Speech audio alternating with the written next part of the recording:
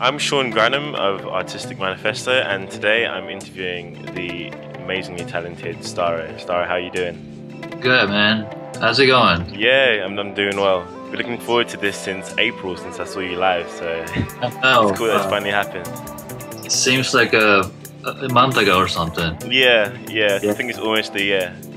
First and foremost, congratulations on 4 years of Soulection. I know you haven't been with them for the whole time, but congratulations nonetheless. Thank you. Were you at the show yesterday? No, actually, you know what? I was gonna go, but something just happened, and I'm unfortunately couldn't make it. So that was like this most crazy thing. Yeah, I'm sorry, man. No, it's all right. Yeah, But I hope everything's okay. yeah. I mean, you know, it's a big thing. I heard it's really successful party. I don't know if you've been in LA. Yeah. But the region is one of the dopest venue in downtown LA. And then we've been playing at the venue called Echoplex, which is one of those venues that, you know, a lot of aspiring producers is, you know, dreaming to perform at. And we've been playing there for 3 or 4 months, and we just kind of outgrew the venue. So we just upgraded to the region, which is kind of crazy because it's all happening like within a matter of less than 12 months. The fact that we've been able to play at the region and actually it's sold out show is something that really, you know, the show, and we achieved something very big. So yeah. Cool, man. Congratulations. You've played at the Echoplex a few times, haven't you? But yeah, I played there too twice. Cool. And actually, I also played at the region 3 days before the Soulection party went out. So Okay. yeah, I actually had a debut at the region, but you know, but even that, the fact that I was able to play there is because of all the Soulection branding, and just people want someone from Soulection to, you know, play at the random party, you know. Yeah. So it's really huge things out here right now. Yeah. Awesome, man. So my first question is, it's been almost 4 years since you released your last EP. What made you feel like now is the time to release another one? I didn't really particularly aiming for releasing EP in this particular timing. I've been working on EP for more than a year ago. I mean, I really wanted to release something way before, maybe probably like last summer or something. Yeah. Then it just took time, as you know. I got probably like 14 or 15 tracks. Then it's just never be able to really, you know, put together as EP. It's just random, you know, for 14, 15 tracks. And lately, me and my manager was, you know, just, you know, revisiting all the 14, 15 tracks that I worked on. And then it sounded like 2 different EP. You know, one is very chill vibe, and another one is more soulful, a little bouncy stuff. So I was like, okay, so why don't we just split it? And since, you know, this is winter, and at least in north hemisphere, it's winter, so it's just perfect timing for releasing something very chill, kind of bedroom type of music. So we decided to release those more chill vibe as, you know, first EP, and then also still working on you know, the other EP that is more R&B, soulful, bouncy vibe. So it just turned out to be like that. I really wish it happened a long time ago, but it just took me so long to finally put together as an EP. So yeah, and it's better to take time anyway, because you've been dropping tracks pretty consistently. Right. Yeah, that too, because I'm kind of so used to drop like one off, you know, on the SoundCloud. It's very handy, you know, but then to me, EP is just different game, you know. It's almost like there's a reason for releasing the EP as opposed to just releasing one-off track on SoundCloud. Definitely.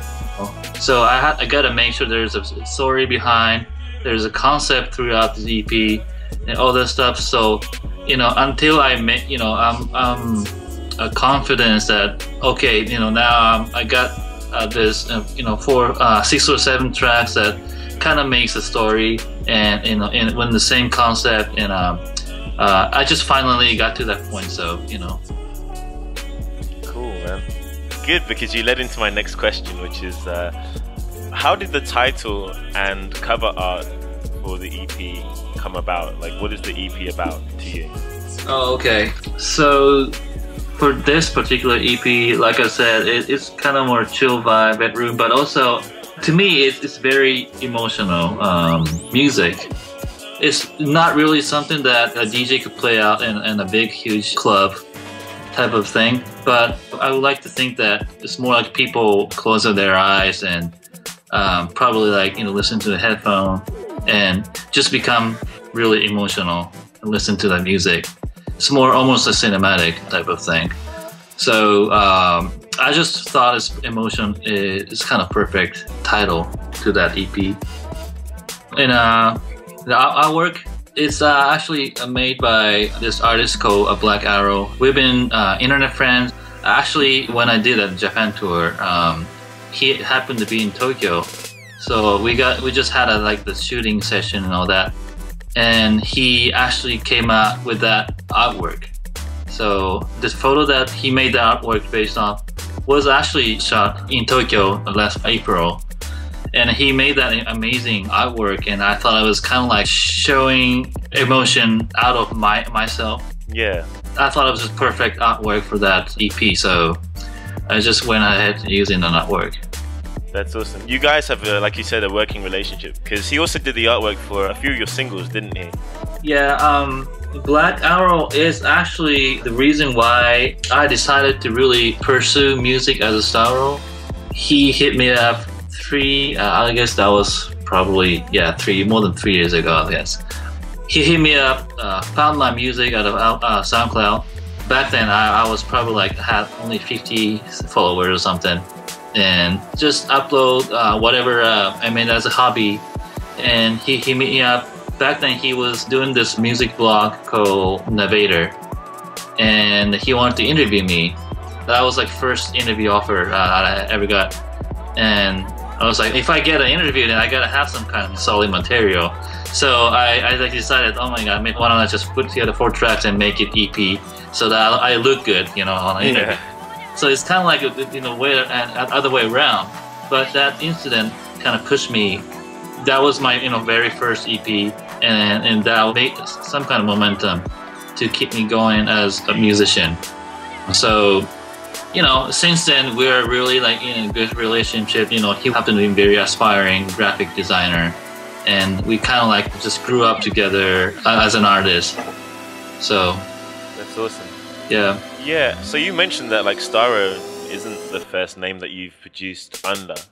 Where does StarRo come from? I get that a lot. It's not. I'm sorry. No. Well, my real name is Shinya. Well, that's my first name, and that means straight arrow in Japanese. So I just took 2 letters from straight, and then a couple from arrow. Arrow, yeah. So actually simple like that, yeah. Okay. Some people would like to think that I actually picked that up from that DC comic. Yeah, I have it noted here that there's also a DC comic supervillain. It's nothing to do with that comic. Yeah. In fact, actually, I didn't even know that there's a a character called StarRo existed. And now I kind of regret it, because every time I search on my Twitter and hashtag StarRo, most of the thing is actually about that DC comic. So it's kind of confusing. But, well, I'm sure that will change over time, and you'll, I don't know, pull it in your favor as far as the StarRo name. But I like the name StarRo. It's really cool. Yeah, it turned out to be especially as I'm like into space and that kind of stuff. It kind of has that kind of, I don't know, it's obviously like Star, but then it's kind of like beyond that. So it's cool to hear where it came from. What did you produce as? Like, what was your name before StarRo, or what names have you used? No, just my name. Okay. Yeah. Cool. Next question. Which song on the EP would you say holds the most meaning to you? Well, that's very tough question. Meaning. Yeah, which I mean- one's closest to you, if that makes sense? Well, so it's not really about meaning, but kind of the reason why I put together this EP is one of the track called "Tainted." It doesn't really sound like typical StarRo material. You know, it's kind of more more of a pop vibe, but that track is very personal because I made the original track 3-4 years ago, right after that Japan tsunami and earthquake hit. And one of my friends actually died, not directly by that incident, but indirectly. So right after that death, I actually made that track, and it was actually originally called Departure because I was just made that track kind of a farewell to her soul. So it's a very personal track. And when the singer Jaro, who actually sang on that track, hit me up a couple of months ago, and he wanted to work with me, and I've been following him as well. I sent him that track because I thought probably there is something he could really do well, and he immediately recorded and sent it back to me next day, and it sounded really amazing. So I always wanted to release that. But because it doesn't really sound like my typical material, I don't know, I didn't know what to do. And then, like I said, when that splitting, 14, 15 track into 2 EP, and now that we decided, one of them is very chill vibe, maybe Tainted kind of fit into that vibe. So it's kind of like I put together Emotion EP because I wanted to release that Tainted track. Yeah. So to answer a question, probably that is most, I don't know if it's meaning, at least it's a very personal track among all the track in the EP, so. Cool, I mean, that definitely would be the one with the most meaning then. And my condolences for your loss, by the way. Oh, no, it's, yeah, I mean, it happened a long time. Yeah. So you've worked with quite a few vocalists and rappers on the project. Well, I think it was one rapper, including Greg Grease, Jarrell Perry, and Christian Crow. You've told me about how you and Jarrell came into contact. How did you get in touch with Greg and Christian? Yeah, Greg, one of his best friends, this homie, hit me up. He actually happened to be half Japanese, and I don't know if the reason why he hit me up, but hit me up like 3 years ago, and he wanted me to make a track for Greg's forthcoming material. So I did that, and that was 3 years ago. And he never actually put that in the EP, but actually he is releasing his own EP probably in the next couple of months. And one of the song that included my track is also a part of that EP. So that's how we get to know each other. And since I got to know him, I always think he is one of the most underrated rapper in the game. It's very musical and also very poetic. So when I made that particular track, the Particle of a Silent View, which is also the title of my original track. So I sent him, and I knew he's gonna do something very poetic, and he actually did. And the title remained to be the Particle of Silent View, which is, I think, is kind of poetic as well. So yeah, it went really well. But yeah, I mean, ever since I listened to his material the first time, I knew we were gonna work together sometime, and luckily this happened in the EP, and hopefully for the next in future material we're gonna work more. So cool. Yeah, I was kind of surprised when I first played your EP stream and I'm hearing a rapper. I was like, this is so different for StarRo, but it works so well. And that song is one of my favorites. Oh, thank you. So yeah, I'd love to hear you guys work together more, and I probably should do more research on who he is and find more of his stuff, because yeah, it's a deep song. Yeah, yes. Especially the vocal samples you used on that one. Oh yeah, thank you. Yeah, right, yeah. Did you give the artists any suggestions for the directions of their lyrics, or did they create them on their own after hearing the instrumentals? Like, how much input did you have on the actual like lyrics? Yeah. So obviously the track that Gregory's rap on it. I don't MC or anything. Yeah. So I just sent him. And I kind of trust what he's gonna do anyway. So almost no direction for that particular track. But other than that, well, Tainted, it was also, there was no direction. I just sent him and he just recorded exactly in that the way. But usually I kind of sing like rough melody that like how I want to sound like. And it always will end up, something totally different. But at least that's kind of like a starting point, because producing EP, especially like a song with a singer in the producer's album or EP, it's to me different from EP or album that released by singer. Because if you're a singer and releases EP, the vocal part is always the main part, right? And a track is basically just supplement or supporting that vocal. And because I'm a producer, I kind of want the vocal to be really organically integrated with my track. So there's certain way that I would like the vocal to sound, and I don't have a particular idea about lyrics or thing, but at least melody and kind of how it sounds. As it's more of a soundscape, I have a particular idea. So I usually, when I send a demo to singers, I kind of sing, and this is how I want to make it sound. But doesn't mean that I want the singer to exactly sing the same way. I still open up for ideas and all that, and they usually come up with something different. So it's cool to have that as a kind of compass anyway, pointing to the kind of direction you want it to go. And I mean, would we ever hear you sing on one of your songs? Did that happen? No, man. I mean, that's like probably the last thing I would. Never say never, man. But yeah, I mean, I just don't want a lot of producers just send the beats and hoping the singer write the right lyrics and melody. And usually, I mean, everybody has a different taste. So usually you just, come out with a totally different, most of the case, it's not how you want it. So I like to think that, by sending at least my idea, it's kind of make the work more efficient and, more collaborating, I think, as opposed to just sending the beats and, the singer just record it on top of it. That's one of the reasons that the EP stands out to me, and it just stands out from a lot of producer projects because of how strong the songs that use vocalists are. Right. Producers drop projects all the time now on Bandcamp and SoundCloud, but you don't really see them using vocalists, and when they do it, the instrumental and the vocals don't feel as harmonized, if that makes sense, as yours do.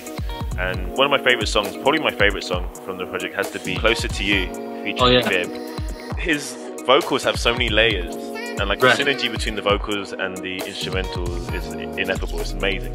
It reminds you of like classic 90s R&B tracks. Right. How did you and Vib make that track? I actually sang that vocal and most of the part, but then he's really good at harmonizing, his back chorus and all that. He also wrote the lyrics and also some of the part of a verse. But that song is probably the most. What I sang or what I wrote, kind of remain in a part of the song. So yeah, melody-wise, kind of there's a huge part of the melody is from my idea, but he did this amazing work for harmonizing and also add some really nice kind of chopping effect at the end of the song. At the end of the day, it's really, two of us made it together, kind of more a real collaboration went on. Talking about 90s, he has a kind of a very classy voice anyway.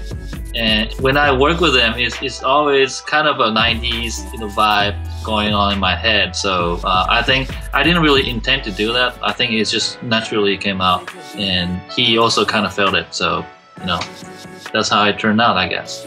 That's awesome, man. when it's from the heart, there's nothing you can do. It's just how it should be, and that's how you get the best music, I would say. Yeah.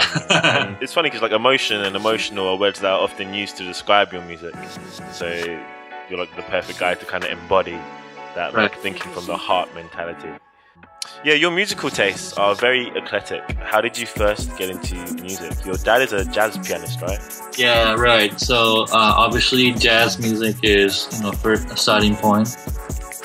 But then, as a kid, I kind of hated jazz music because you don't usually like what your parents are listening to, because that's all I listen to. I kind of fed up with that.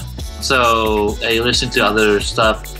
Probably like start off like pop music or rock music, anything totally opposite to jazz music, But then when I about to get in high school, going back to kind of jazz alley, and the perfect meeting point was that 70s or early 80s fusion, like Herbie Hancock, Chick Corea, all this jazz music, but using a lot of synthesizers and rows, and also kind of more of a 8-beat kind of thing.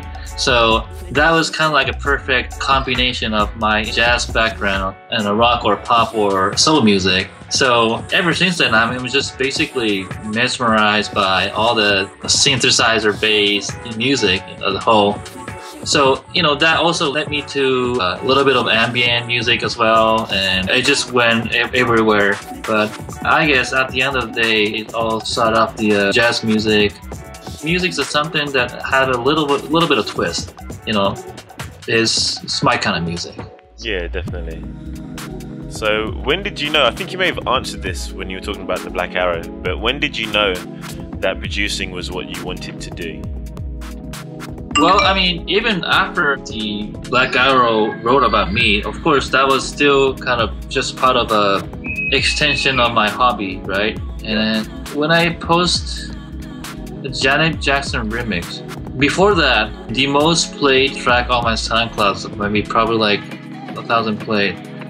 And that Janet Jackson remix, all of a sudden, I had that 20 or 30,000 plays in a couple of weeks, and that was like crazy. And same goes to any type of musician. But of course, I make the music and I feel good. But in order to really pursue music, especially like professionally, you gotta have that attention. Something's listening to your stuff. That is something that you really need to get you going, right? Definitely. So that is a point where, now 20 or 30,000, not necessarily people, but 30,000 plays. That is something that definitely gave me a huge motivation or incentive to make more music. And also that was a time where Soulection hit me up and I joined them. I always wanted to be a part of them as well. And Soulection was growing up really fast, and that was definitely a part of the movement as well. So I guess that was a point where, maybe I'm a part of that big wave now. Why don't I just, go for it, basically. Still now, I just can't believe where I am right now. It's same person, but it's just everything else is happening with or without my intention. So I'm lucky enough to at least be a part of that very interesting movement. And as long as this wave lasts, I would like to be a part of it. So let's see what happens. Cool, man. That Janet Jackson remix was the one where Soulection hit you up, right? Because you had tried to reach out to them before, hadn't you? But then they came knocking on your door. So yeah, exactly, right. Yeah. Cool. So what instruments do you play? I play keyboards, I play guitar, a little bit of drum, of course bass, basically strings, keyboards, that sort of thing, and drum. Yeah. At what ages did you start teaching yourself those instruments? Because you're self-taught on most of them, right? Piano, I had a formal lesson since 7 years old, but I stopped that when I was 14. Because I found that how they teach music is very boring. It's not very motivating. So I just went ahead, now I got a basic of it. I just listen to all this music I like and start copying it. So kind of like self-taught. But guitar, I started 9-10 years old, and that is basically self-taught. And a drum and a percussion as well. Just start jamming with it since 9-10 years old. Yeah, so just good enough to produce music. You know, I'm not calling myself like professional percussionist or drummer. Yeah, you are a musician at the same time. Yeah. And it's funny what you were saying about piano, because here in Japan I was doing piano lessons for about a year. And really? Yeah, I felt like you were teaching or oh no, learning. Oh really? Yeah, because like I've always messed around with the keys, but like I want to learn how to like play properly. But yeah, they don't really teach you to improvise. They teach you to like look at these songs and just play back what you're doing. But it didn't really teach you to like seek out the unknown and like try and find the kind of things you like. So right. yeah, I recently quit so I can practice at home and try and teach myself. So hearing you say that, it's kind of reassuring. Right. Yeah, I was amazed to see you at the Osaka gig beating a drum pad. It's a Roland hand sonic, isn't it? Yes, right. Yeah, I've only seen a few other artists like Slow Magic. I don't know if you've heard of it. Incorporate that. Sorry. Really? Oh, I didn't know that he actually incorporated that. Yeah, but he was using it differently. Like it may have been an actual drum, but he was beating it more like sample percussion hits. Yeah. Percussion, Whereas okay. like it seemed like you were doing it in a different way. Can you tell me more about how your live set has developed over the years, and what made you incorporate a drum pad into the mix? Sure. When I first incorporated that hand sonic, like you said, it's probably what Soul Magic is doing. You know, just playing percussion on top of it. And everybody's like, hey, that percussion thing is amazing. So, you know, why don't I just bring it to the next level? So, first of all, I make most of the track just for live set. There are just tons of tracks that I never released on SoundCloud or anything, but I only play in the live set. And that's because it's really tailored to live set. And then when I make the track for live set nowadays, at least part of the track, just blank, you know, I'm not making a beat so that I could play around with the hand sonic and the live set. Yeah. That is kind of what I'm started doing, and that is percussion part. Also, if I could afford, you know, I bring my keyboard and playing some keys on top of it. That is another thing. In terms of my instrumentation, those percussion and keyboards are adding live performance feeling to my live set. But also, lately, because I used to just play 100% my own material, but because I play a lot of parties, and there's a difference between live set and DJing, but you know, people don't really get it, right? So it's like they're still thinking like I'm like spinning or something. So if they actually don't know what I'm doing anyway, then why don't I still just incorporate some of the other producers' amazing music and kind of like a DJ and live set hybrid. So lately, I kind of, you know, I incorporate some of the other producers' music, and it's really kind of a DJ set, but there's still a twist to it because I use Ableton Live mostly on my live set as opposed to StarRo DJ. And with Ableton Live, you can play around with the track more. So kind of a producer version of DJing, you know, so to speak. And with live instrumentation and all that, I like to think that make my live set unique. Yeah, I mean, it definitely does. I've seen that was pretty crazy. So I hope we will get to catch it again next time I'm in LA or whatever. So what's your favorite remix that you've produced? Of all the remixes you've done, I really like the Free the Robots. Oh yeah, actually that's my favorite. Yeah, that's my favorite. Musically, my favorite. Yes. One of the favorite is probably the Sade remix, which actually still haven't released it. I actually made that remix a year and a half ago when I first joined Soulection. Back then, they were supposed to put out that Sade compilation. Yeah. That's probably the reason why really hired me on Roasters. But then like they never able to put out, and it's now a year and a half. But it's so timeless that I still like that remix. You know, probably there's only few remix that I really get that feeling. Like even after 2-3 years, it's still very fresh. And Sade remix is one of them. So hopefully I'll be able to drop it anytime soon.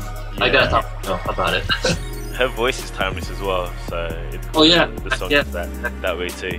Yeah, it's funny that they haven't dropped their Sade compilation yet, because people are starting to call it Soulection's own detox. So hopefully they drop it before Dr. Dre brings that out.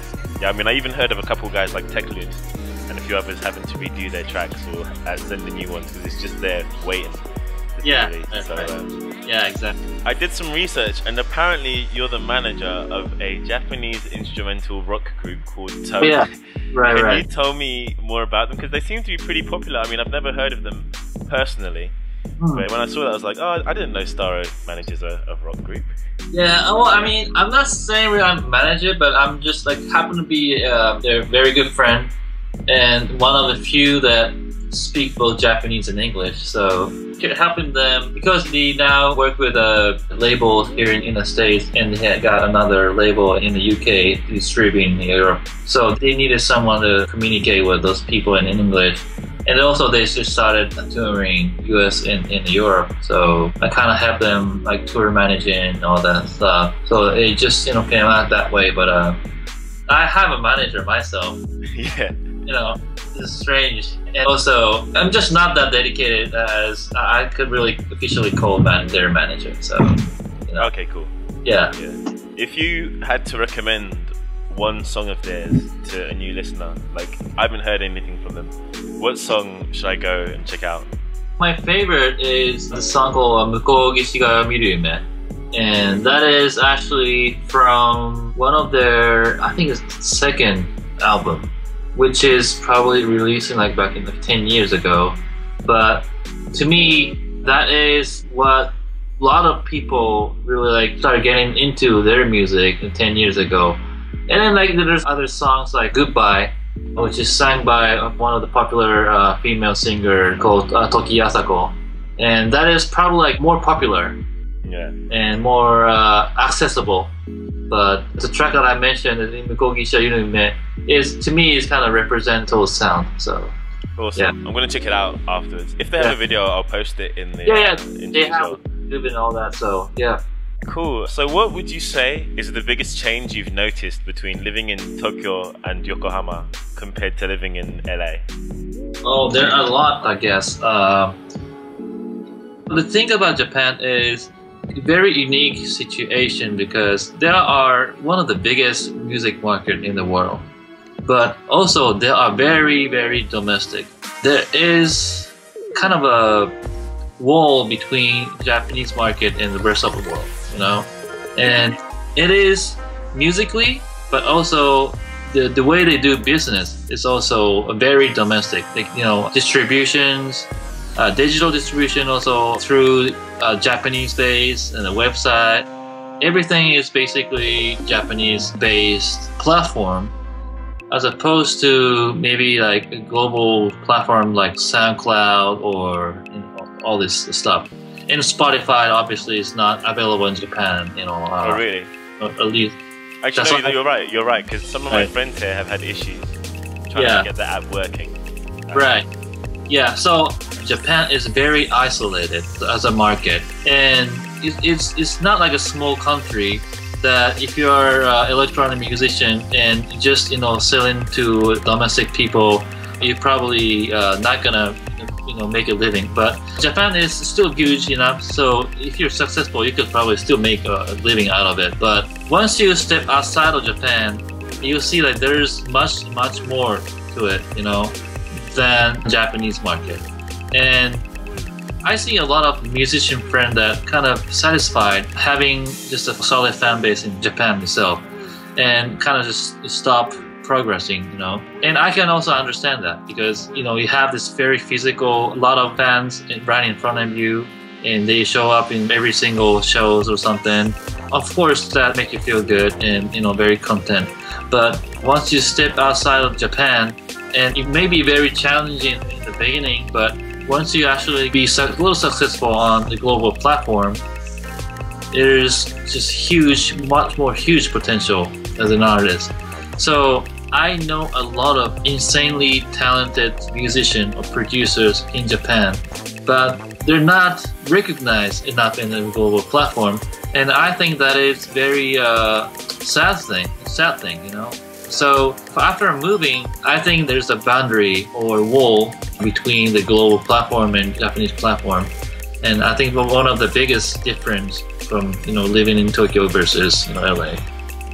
Yeah. Interesting, because coming from the UK and coming from the West, everyone always sees Tokyo as the future and the place of tomorrow, essentially. Yeah. And it is in a lot of ways. But having spent time here in Japan, you really do realize that it is quite isolated compared to Los Angeles, having spent time there as well. LA is just the global center musically to an extent. I live in Ishikawa, which is like super remote in Japan. Where? Ishikawa? Oh, really? Oh, yeah, really? Ishikawa again. You told me that. Right. Yeah, so trying to find people who are into like Soulection vibes and beat vibes does happen, but it's a lot rarer than compared to even Tokyo, because I went to Tokyo for 10 days for Christmas, and I met with like Yuki Beb, Submerse, Stupid Kozo, and it was cool to be around so many people who enjoy Soulection and that kind of sound. Yeah. But thinking back to when I was in LA, it's so different. Yeah. It's really so different. Right. But at least the culture here is growing, even though it's slower than maybe in LA or whatever. Yeah. Yeah. Cool.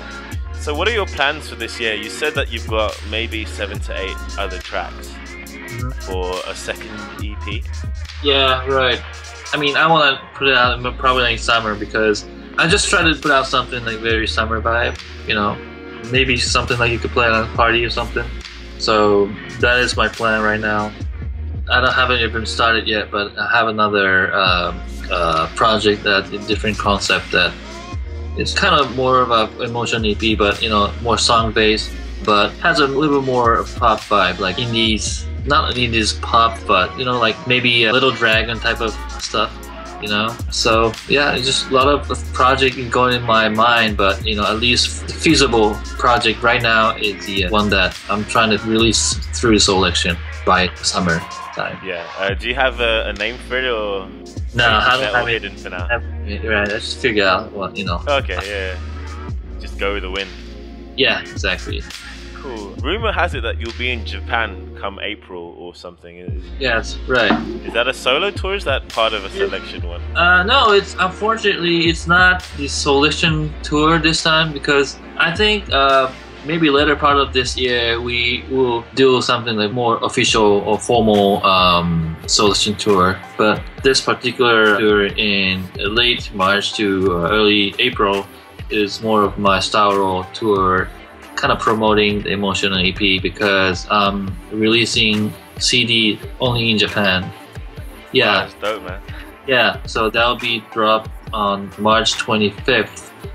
So I will be in Japan right after that, kind of just promoting the CDs, and I'll be playing show probably 4 or 5 different cities in Japan and South Korea, and could be other part of Asia too. But you know, that's the plan right now.